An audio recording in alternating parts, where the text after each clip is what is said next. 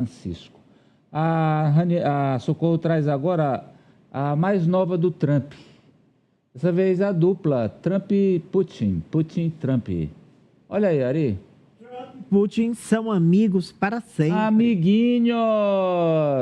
Russo oferece ao americano exploração de minerais e terras raras na Rússia e em territórios ocupados da Ucrânia. Pois não, Socorro. Olha, Amadeu, quem te viu, quem te vê, hein? Olha, coraçãozinho assim, olha, muito amigos. O presidente russo Vladimir Putin, ele deu uma entrevista ontem ao canal de TV russo, quase todos ele domina, né? Ele controla. E nessa entrevista, ele confirmou que Rússia e Estados Unidos já estão discutindo projetos econômicos. O presidente Putin também confirmou que está oferecendo para parceiros estrangeiros a exploração de minerais, são os minerais de terras raras, e inclusive para os americanos. O Putin diz, olha, americano, amigo Trump, venha para cá, explore os nossos minerais. São esses minerais chamados de terras raras, que são como lítio, urânio, grafite, que são importantíssimos para a produção de computadores, de telefones celulares, também de equipamentos médicos. E o Trump diz que quer parceiros estrangeiros para explorar esses minerais na própria Rússia, como citou o caso da Sibéria, citou o caso do leste da Rússia, mas também diz que quer esses parceiros internacionais, inclusive os americanos, nas terras da Ucrânia, que são, no momento, ocupadas pela Rússia. Vamos ouvir um trecho do presidente Putin. Estamos prontos para atrair parceiros estrangeiros para os chamados nossos territórios históricos que retornaram à Federação Russa. Também há certas reservas. Estamos prontos para trabalhar lá com nossos parceiros, incluindo os americanos. Quando eu falo reservas, são as reservas desses minerais.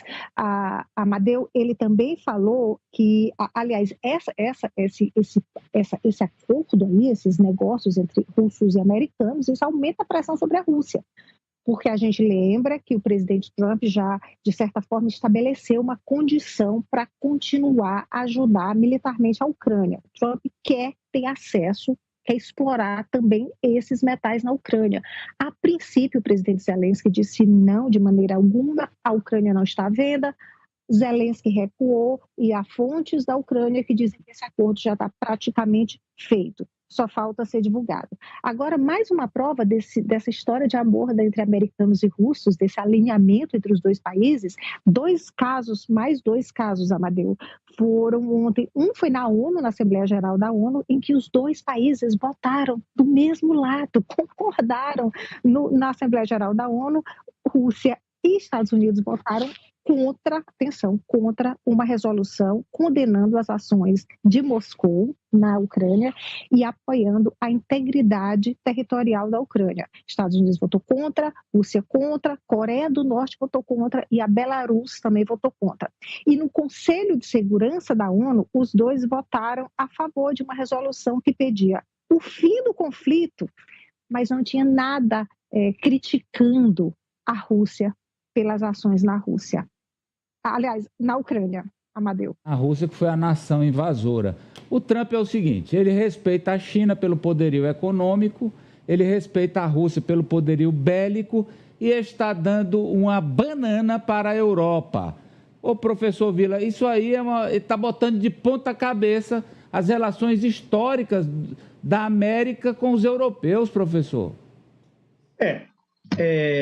Desde o final da Segunda Guerra Mundial, em 1945, que os Estados Unidos instalou em diversos países bases militares e o seu guarda-chuva nuclear para proteger a Europa Ocidental da União Soviética, da então União Soviética, que tinha ocupado grande parte, ou quase toda a Europa Oriental. Isso em 1945, é a chamada contenção da expansão soviética. Quem disse isso é um grande diplomata, George Kennan, num célebre telegrama, conhecido como Longo Telegrama, por causa das 5.000 palavras, em 1946, que era um diplomata que virou célebre depois, não só nos Estados Unidos, mas naquele mundo da Guerra Fria, era historiador também.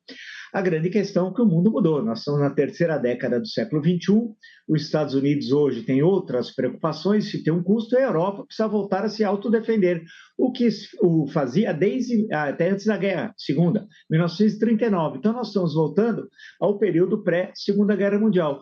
E a Europa tem de resolver as suas questiúnculas com agora a Rússia, já que não há mais União Soviética.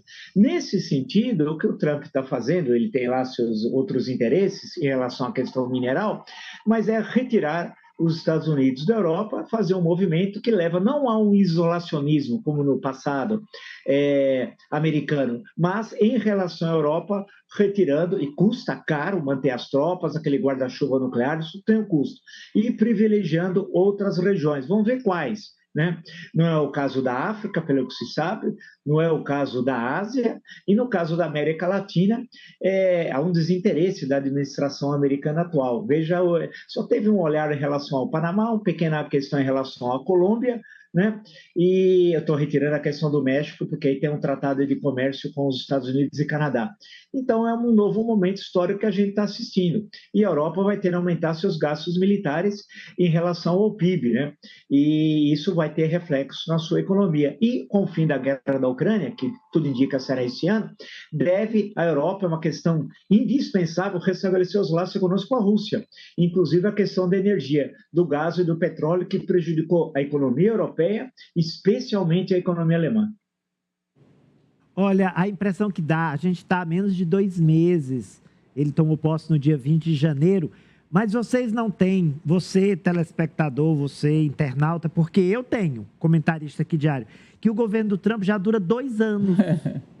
Porque ele cria tanta polêmica, ele cria tanto fato, é quando a gente está discutindo aqui a ameaça dele contra o Panamá, a anexação da Groenlândia, que pertence à Dinamarca e do Canadá, aí ele entra na guerra da Ucrânia, isolando a Europa, aí em seguida ele se volta. Quer dizer, e aí o Putin, nessa mesma entrevista, Socorro há de confirmar, ele disse o seguinte: olha, o que eu vejo no presidente Trump é um líder nato, um grande líder, que nunca age com emoção. Não, ele é muito racional, ele é frio e calculista, é sempre de maneira muito sensata, muito equilibrada, muito pensada. Olha, eu já tinha ouvido muita coisa a respeito do Trump, mas essa definição do Putin é muito original. A equipe do Biden chamava o Trump de cadelinha do Putin, né? Olha, é o seguinte,